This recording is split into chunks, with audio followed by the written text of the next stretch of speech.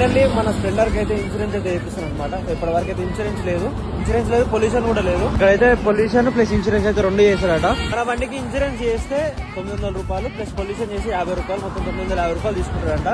So చేయమని చెప్పినాము. So ఖచ్చితంగా నేపాల్ కి ఇన్సూరెన్స్ అయితే మ్యాండేటరీ అని చెప్పారు. సో అందుకనే చేయిస్తున్నాను నేను, లేకపోతే అసలు ఇన్సూరెన్స్ లేకుండా తిరుగుతాను నేను.